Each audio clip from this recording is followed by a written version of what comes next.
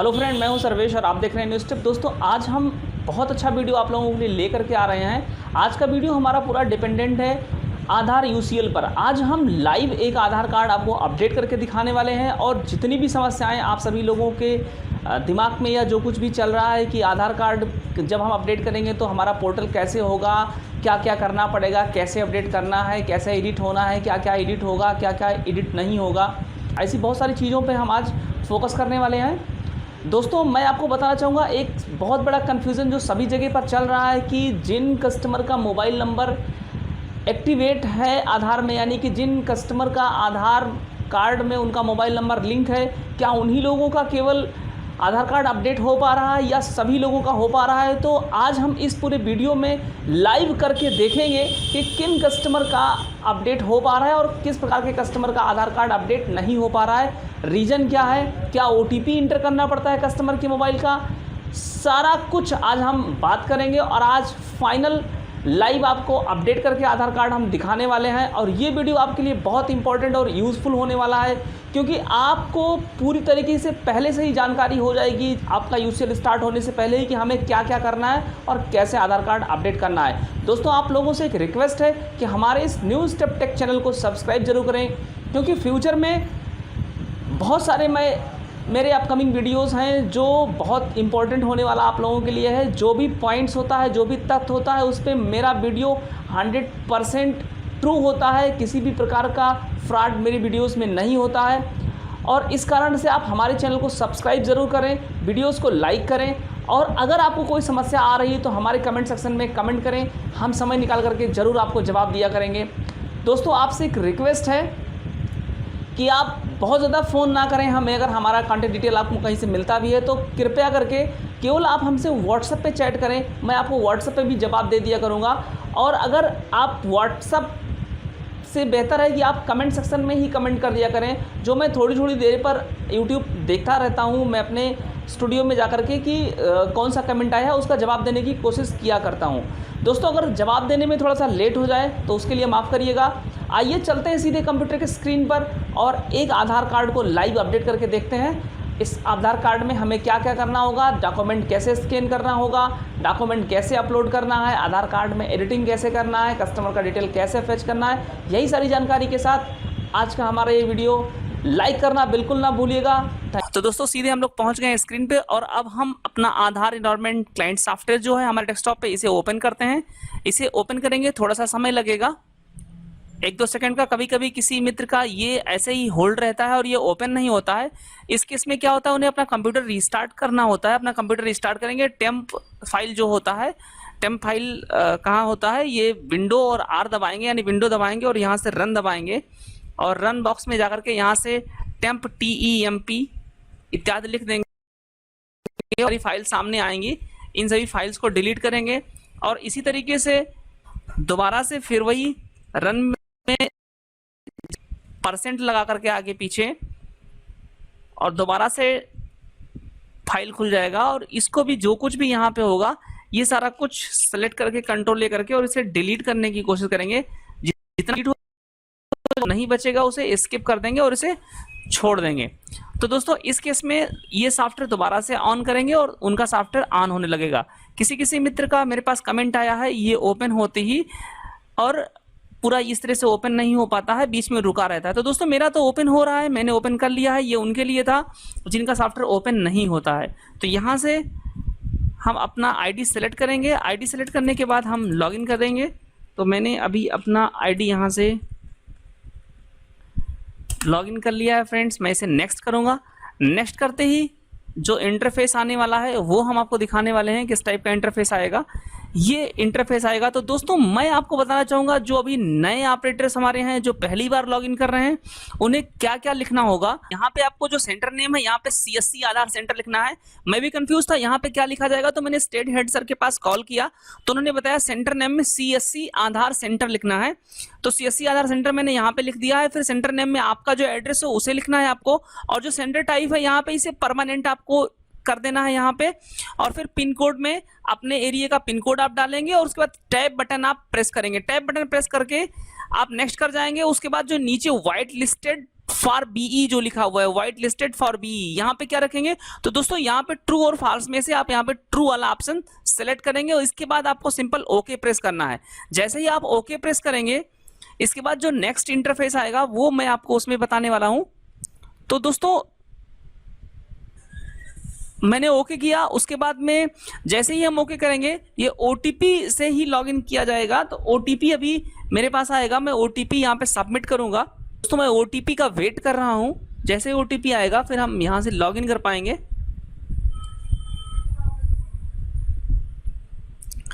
आधार से ही ये ओटीपी आता है। ओटीपी आ चुका है दोस्तों, इसलिए मैं अब ओटीपी यहाँ पे इनपुट कर रहा हूँ। जैसे मैं ओटीपी यहाँ पे डालूंगा, फिर हमें दो टाइप में से किसी एक टाइप को चुनना होगा। या तो हम फिंगरप्रिंट से ही लॉगिन कर लें या आइरिस वेरिफिकेशन से हम लॉगिन कर लें, यानी दो में से एक डिवाइस आपकी एक्टिव होनी चाहिए लॉगिन करने के लिए। तो दोस्तों मैं फिंगर प्रिंट से वेरिफिकेशन करना चाहूँगा। आप मेरा मार्फो डिवाइस एक्टिव यानी कि रेड कलर उसमें जल रहा है और मैंने अपना फिंगर इस पर रख दिया है और ये यहाँ से वेरिफिकेशन हो चुका है। मैं यहाँ से ओके करूँगा। जैसे ही मैं ओके करूँगा फिर से एक बार सक्सेसफुल का मैसेज आएगा और ओके करना होगा और फिर यहाँ से आपको अपना जीपीएस डिवाइस सेट करना होगा। एक्चुअल में मैंने आज सुबह जीपीएस डिवाइस सेट कर लिया था, इसलिए दोबारा से नहीं मांग रहा है, वरना जीपीएस डिवाइस के लिए ये बोलता। तो आपको जीपीएस डिवाइस सेट करना होता है। यहाँ पे लॉन्गिट्यूड, लैटिट्यूड, अल्टीट्यूड सारा कुछ जब फिल हो जाएगा तो आप इसे सेव कर देंगे और यहाँ से जीपीएस मैंने ऑलरेडी सेव किया है, इसलिए ये ऑप्शन पूरी तरीके से फुलफिल है। ये पर डे सुबह सुबह करना पड़ेगा आपको, तभी ये जो लाइफ साइकिल वाला ऑप्शन है ये एक्टिवेट होगा। फिर हम यहाँ से ऑनलाइन अपडेट करना शुरू करेंगे। सेव जीपीएस करेंगे, जब जीपीएस आप सेव कर देंगे उसके बाद ये पॉइंट आपका हाईलाइट हो जाएगा। जब ये पॉइंट हाईलाइट हो जाए इस समय समझ लीजिए आपका जीपीएस सेव हो चुका है। इसके बाद मित्रों हम कैसे कस्टमर का आधार अपडेट कर सकते हैं, कैसे कस्टमर का आधार नहीं अपडेट कर सकते हैं, ये बातें हम आपको अब यहाँ से दिखाने जा रहे हैं। तो देखेंगे सबसे पहले यहाँ से हम लाइफ साइकिल वाले ऑप्शन पर क्लिक करेंगे, फिर यहाँ से हम ऑनलाइन अपडेट करने जा रहे हैं।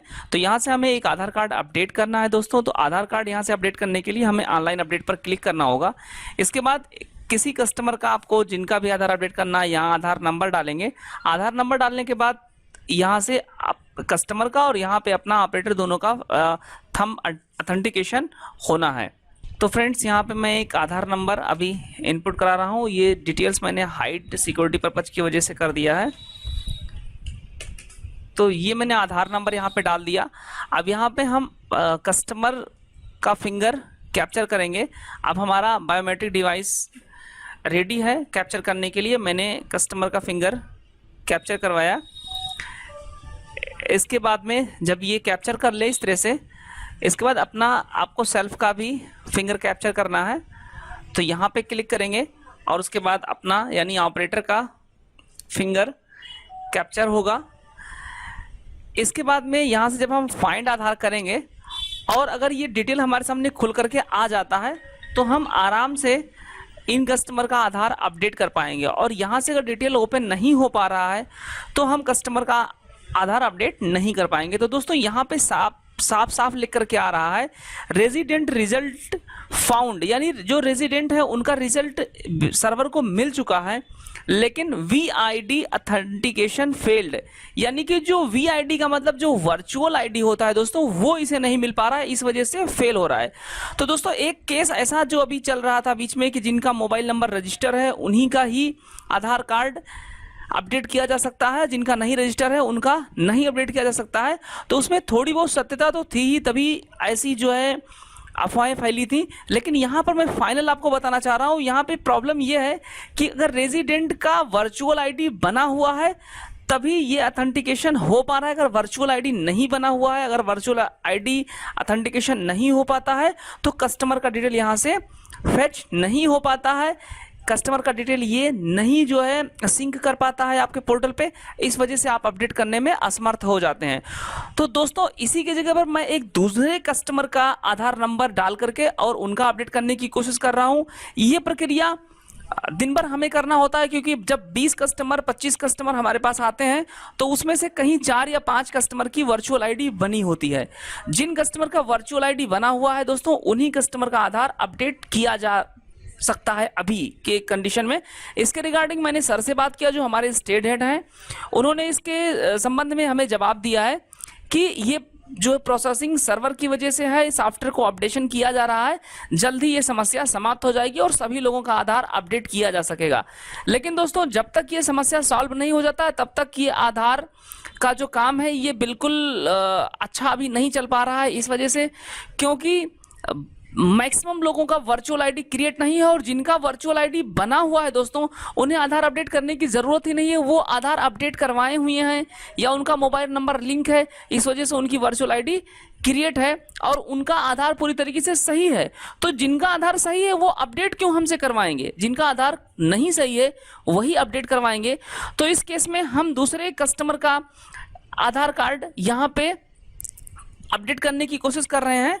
तो उनका मैं आधार नंबर डालता हूं और उनका डिटेल फेच करने की कोशिश कर रहा हूं। ये डिटेल आप एक बार नहीं, चाहे 4 बार, 5 बार, 10 बार फाइंड आधार करेंगे तो यही वर्चुअल आईडी ही बताता रहेगा कि नहीं मिल पा रहा, इस वजह से आधार अपडेशन में प्रॉब्लम है।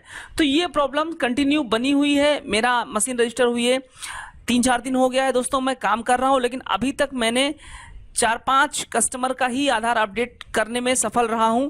तो ये समस्याएं चल रही हैं। अब हम दूसरे कस्टमर का, एक ऐसे कस्टमर का जिनकी वर्चुअल आईडी बनी हुई है, उनका आधार नंबर यहां पर डालेंगे और उनका डिटेल फेच करने की कोशिश करेंगे। चूंकि इनका आधार पूरी तरीके से सही है, लेकिन थोड़ी सी समस्या केवल ईमेल आईडी इसमें नहीं है, इसलिए सिर्फ ईमेल आईडी के लिए ये आधार कार्ड अपना अपडेट करवाना चाह रहे हैं। इनमें हम इनका ईमेल आईडी अपडेट करेंगे और उसके बाद आपको पूरा प्रोसेस दिखाएंगे कि कैसे अपडेट करना होता है। तो मैंने इनका आधार नंबर पूरी तरीके से यहाँ डाल दिया है। ये मैंने हाइड सिक्योरिटी पर्पज की वजह से कर दिया है। और फिर कस्टमर का हम यहाँ से फिंगर कैप्चर करवाएंगे। फिर से वही दोबारा प्रोसेस, चूंकि ये दूसरा आधार नंबर है। फिर मैंने अपना यानी कि ऑपरेटर का फिंगर यहां से कैप्चर करवाया और इसके बाद यहां से फाइंड आधार करेंगे।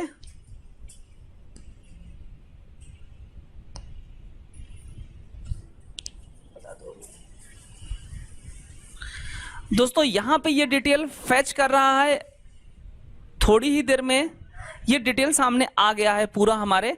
तो अब देख पा रहे हैं कि ये जो दूसरे कस्टमर का डिटेल था, इनका पूरा डिटेल हमारे सामने खुल चुका है। अब इसमें हम कुछ भी अपडेट कर सकते हैं।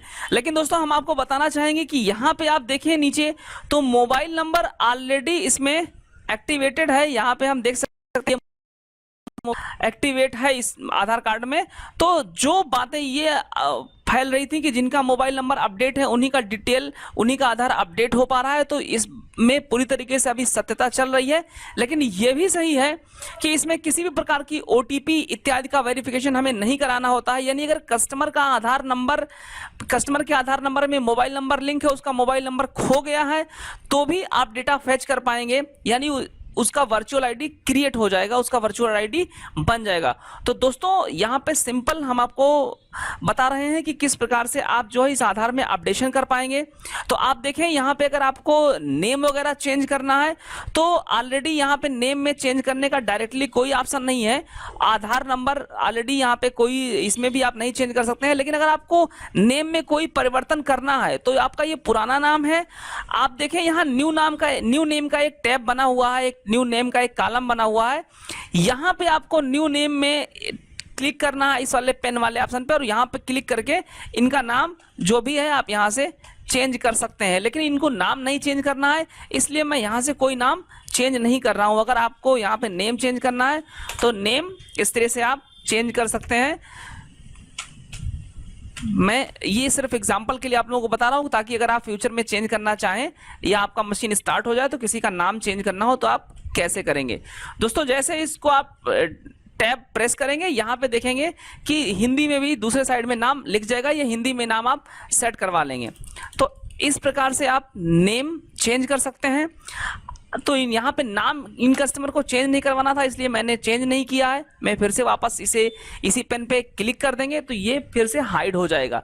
इस हाइड को एक्टिवेट करने के लिए बगल में इसके एक पेन की तरह बना होता है, उस पर क्लिक करते ही ये एक्टिव हो जाता है, उसी पर क्लिक करते ही ये डीएक्टिव हो जाएगा। इसी प्रकार से अगर आपको मेल चेंज करना है, जेंडर, तो यहाँ पेन पे क्लिक करेंगे, मेल फीमेल जो भी चेंज करना है कर सकते हैं। डेट ऑफ बर्थ चेंज करना है दोस्तों, तो डेट ऑफ बर्थ पे आप पेन पे क्लिक करेंगे और डेट ऑफ बर्थ चेंज कर ले जाएंगे। तो इस तरीके से आपको काम करना है।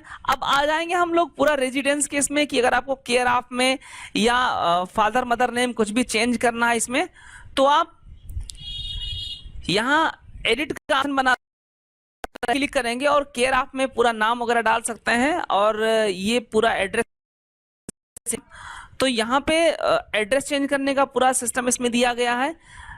बाकी नीचे आएंगे तो यहाँ पे ईमेल और मोबाइल नंबर चेंज करने का भी ऑप्शन दिया गया है, यहाँ से आप चेंज कर सकते हैं एड्रेस, ईमेल वगैरह जो भी आपको चेंज करना है। तो इनका मोबाइल नंबर ऑलरेडी यहाँ पे रजिस्टर था, इनको ईमेल आईडी केवल रजिस्टर कराना है, तो ईमेल आईडी इनका मैं यहाँ पे इनपुट करा दे रहा हूँ और ईमेल अपडेट कराने के लिए ही ये कस्टमर केवल आए हुए हैं, तो इसलिए मैं पूरा प्रोसेसिंग आपको सिर्फ ईमेल अपडेट कराने का ही दिखा रहा हूं, लेकिन साथ साथ में मैं आपको पूरा अपडेशन प्रक्रिया बता दे रहा हूं किस प्रकार से आपको अपडेट करना है रेजिडेंट का नाम, डिटेल, मोबाइल नंबर जो भी आपको अपडेट करना है।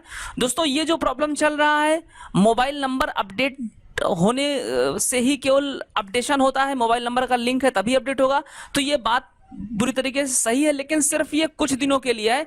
जल्द ही सर्वर और सॉफ्टवेयर का समस्या खत्म हो जाएगा और आप पूरा अच्छी तरीके से अपडेट कर पाएंगे। तो यहाँ पे मैं ईमेल आईडी डाल दे रहा हूं। तो दोस्तों मैंने ईमेल आईडी पूरी तरीके से लिख दिया है और अब सिर्फ हमें इस पूरे में कुछ चेंज नहीं करना था, सिर्फ ईमेल आईडी ही डालना था। तो ईमेल आईडी मैंने डाल दिया है। अब हमें एड्रेस वगैरह चेंज नहीं करना था, इसीलिए मैंने इसको वापस पेन पे क्लिक कर दिया है, यानी ये सारा कुछ सही था, कोई दिक्कत नहीं था। सिर्फ यहाँ पे मोबाइल नंबर भी नहीं चेंज करना था, हमें यहाँ पर ईमेल आईडी चेंज करना था, तो ईमेल आईडी हमने यहाँ पे लिख दिया है और ईमेल आईडी लिखने के बाद वापस पेन पे आपको क्लिक नहीं करना है। अब आपको सिंपल यहाँ पे नेक्स्ट करना है। जैसे आप नेक्स्ट करेंगे तो चूंकि ईमेल आईडी और मोबाइल नंबर डालने के लिए किसी प्रकार का कोई डॉक्यूमेंट की रिक्वायर्ड नहीं होती है, डॉक्यूमेंट का कोई रिक्वायर्ड नहीं होता है, तो आपको ये जो select date of birth proof, select identity proof, चूंकि हमने इनमें कोई चेंज नहीं किया है, ना हमने डेट ऑफ बर्थ चेंज किया, ना हमने आइडेंटिटी प्रूफ चेंज किया, ना हमने एड्रेस चेंज किया, तो इसीलिए सेलेक्ट नहीं हो रहा है। अगर आप डेट ऑफ बर्थ चेंज कर दिए होते वहां, तो ये जो सिलेक्ट करने का ऑप्शन है ये ओपन हो जाता और आपको यहां से फाइल सिलेक्ट करना पड़ता कि किस टाइप का फाइल आप सेलेक्ट कर रहे हैं। अगर आप आइडेंटिटी यानी कि नेम वगैरह चेंज करते तो ये चेंज लगाना पड़ता, एड्रेस अगर चेंज करते तो एड्रेस प्रूफ लगाना पड़ता, ये सारी चीजें चेंज करने के लिए आपको लगाना पड़ेगा। अगर जो पॉइंट चेंज करेंगे वो पॉइंट आपको यहाँ पे सिलेक्ट करना पड़ेगा। तो मैंने इनमें से कोई चीज नहीं चेंज किया है, इसलिए मैंने सिर्फ ईमेल आईडी अपडेट किया है, इसलिए सिंपल मैं यहाँ से फिर से आगे नेक्स्ट कर जाऊंगा और नेक्स्ट हो जाएगा। फिर से यहाँ पे कैप्चर करना है रेजिडेंट का एक बार थंब, क्योंकि हमने ईमेल रेजिडेंट का परमिशन यहाँ पे जरूरी है, तो इसलिए रेजिडेंट से हम बोलेंगे, कस्टमर से बोलेंगे कि अपना फिंगर, वो मार्फो डिवाइस यानी जो भी आपका फिंगरप्रिंट डिवाइस है उस पर पुट करें, रखें, और उसके बाद फिर यहाँ से वेरीफाई करेंगे बायोमेट्रिक। आप जब बायोमेट्रिक वेरीफाई हो जाएगा दोस्तों, फिर आपको नेक्स्ट करना है। यहाँ दोस्तों हम देखेंगे यहाँ पे सिर्फ हमने ईमेल चेंज किया है, इसलिए जो ये हमारे सामने प्रीव्यू वाला बॉक्स आया है इसमें केवल ईमेल आईडी दिखाई दे रहा है कि ईमेल आईडी इसमें डाला गया है, ईमेल आईडी नहीं था पहले इसमें। अभी हमें क्या करना है, यहाँ से प्रिंट प्रीव्यू करके भी हम देख सकते हैं कि हमारा रेसिप्ट कैसे प्रिंट होगा। रेसिप्ट हमारे सामने आ चुका है खुल करके, और इस रेसिप्ट को हमें प्रिंट करना है। तो हमें प्रिंट करने के लिए डायरेक्टली अपना प्रिंटर आप ऑन करके रखेंगे और उसमें कनेक्ट करके रखेंगे, पेपर को आप उसमें लगा करके रखेंगे और प्रिंटर को ऑन करके रखेंगे। हमें यहाँ से नेक्स्ट जो ऑप्शन है कंफर्म करेंगे। यहाँ से कंफर्म करने के बाद में आपको अपना ऑथेंटिकेशन करना होगा, यानी ऑपरेटर को अपना फिंगर लगाना होगा। ऑपरेटर फिंगर ऑथेंटिकेशन के बाद में जब आपका फिंगर वेरीफाई हो जाए यहाँ से, तो वेरीफाई बायोमेट्रिक्स आपको करना है और इसके बाद आपको सेव कर देना है। जब आप सेव करेंगे तो अब आपको यहाँ से जो 50 रुपए का इसमें पेमेंट कस्टमर का होता है वो यहाँ से वैलिडेट कराना है, वैलिडेशन पैक। तो आपको इस कंडीशन में क्या करना है, आपको अपना CSC वाला पोर्टल खोलना है और यहाँ पे जो पैक कोड का नया वो आया है, ऑप्शन आया है, उसमें आपको क्लिक करना है। आपको अपनी ऑपरेटर आईडी भी यहाँ पे डालनी है। तो ऑपरेटर आईडी आपको, आपकी ऑपरेटर आईडी जो आधार की होगी उसे आपको यहाँ पे डालना है। गूगल से फाइंड कर सकते हैं, आपको क्रेडेंशियल वाले लिस्ट में एक्सेल सीट में आपका ऑपरेटर आईडी मिल जाएगा, वहां से आपसे कॉपी और यहाँ पर पेस्ट करने के बाद कस्टमर का मोबाइल नंबर आप यहाँ पे डालेंगे, इसको सेलेक्ट करेंगे। उसके बाद आप ये चेक बॉक्स टिक करेंगे। टिक करने के बाद आपको अपना यहाँ पे पासवर्ड आपको डालना है। पासवर्ड डालने के बाद आप यहाँ से पे 50 करेंगे। जैसे आपका 50 रुपए डिडक्ट हो जाएगा, यहाँ से कट जाएगा। फिर एक पैक कोड जनरेट होगा। इस पैक कोड को आपको दोस्तों कॉपी कर लेना है। कॉपी करने के बाद आप वापस अपने आधार वाले जो आपका यूसीएल का सॉफ्टवेयर है उसको ओपन करेंगे और यहाँ से वैलिडेट पैक करेंगे और इसमें लगा के इसको करके पेस्ट कर देंगे। क्योंकि ये मैंने अभी पैक जनरेट किया है, यानी जो ये कस्टमर को चार्ज करना है। फिर यहाँ से वैलिडेट कराएंगे आप और यहाँ पे बताएगा पैक वैलिडेशन सक्सेसफुल, इसको ओके करेंगे। इसके बाद में आप यहाँ से रेसिप्ट को प्रिंट करेंगे और ये रेसिप्ट अभी जो ये आप अपडेशन कर रहे थे ये फाइनल नहीं हुआ है। इसका मतलब ये नहीं है कि आपका अपडेशन फाइनल हो गया। यहाँ से आप रसीद प्रिंट होने के बाद आपको प्रिंटर मॉडल यहाँ से सेलेक्ट कर लेना और फिर प्रिंट, थोड़ी ही देर में आपके प्रिंटर से पेज प्रिंट हो जाएगा।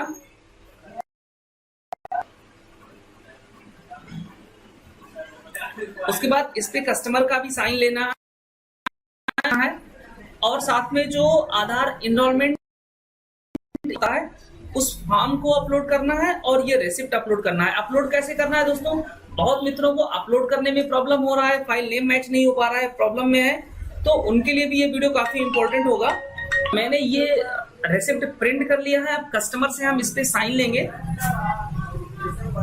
कस्टमर से साइन लेने के बाद आपको भी साइन इस पे जो है करना होता है और उसके बाद इसे अपलोड करना होता है। जो आधार इनरोलमेंट का आपका फॉर्म होगा, अपडेशन करेक्शन फॉर्म, उसे भी आप अच्छी तरीके से जो चीजें आपने उसमें चेंज करी हैं, जो चीजें आपने अपडेट करी हैं, वो प्रॉपरली आपको भरना है। ईमेल आईडी, मोबाइल नंबर, सारा कुछ अच्छे से आपको फिल करना है। उसके बाद में आपको कस्टमर का साइन भी लेना है और आपको वेरीफायर सर से भी सिग्नेचर करवाना है। इस पे वेरीफायर सर यहीं पे हैं, मैं इसे सिग्नेचर करवा दे रहा हूँ। तो फ्रेंड्स फाइनली सिग्नेचर भी हो गया है सभी डॉक्यूमेंट्स पे। अब हमें यहाँ से जो नेक्स्ट पॉइंट दिखाई दे रहा है अटैच डॉक्यूमेंट, ये जो proof of identity, proof of address, proof of birth, of family document, ये सारा कुछ अगर आपको चेंज किया होता तो ये हाईलाइट होता दोस्तों। ये सभी हाईलाइट इस वजह से नहीं क्योंकि मैंने ऐसा कुछ चीजें चेंज नहीं किया इसमें, इस वजह से ये हाईलाइट नहीं है। तो ये हमें अपडेट भी यानी अटैच भी नहीं करना है। तो यहाँ से सिंपल हम अपना प्रिंटर का जो स्कैनर सेलेक्ट करेंगे। कुछ मित्र क्या करते हैं डायरेक्ट यहाँ से अटैच करके और डायरेक्ट फाइल अटैच करने की कोशिश करते हैं, तो इसके इसमें बहुत एरर आता है। तो दोस्तों आपको अपने कंप्यूटर से स्कैनर यूनिट को कनेक्ट करके रखना है और स्कैनर यूनिट जब कनेक्ट रहेगा तो यहाँ पे आपका स्कैनर दिखाई देगा। स्कैनर मॉडल जैसे मैंने एप्सन लगा रखा है तो एप्सन स्कैनर यहाँ पे दिखाई दे रहा है। मैं यहाँ से कलर डॉक्यूमेंट मोड स्कैन करना चाहूंगा।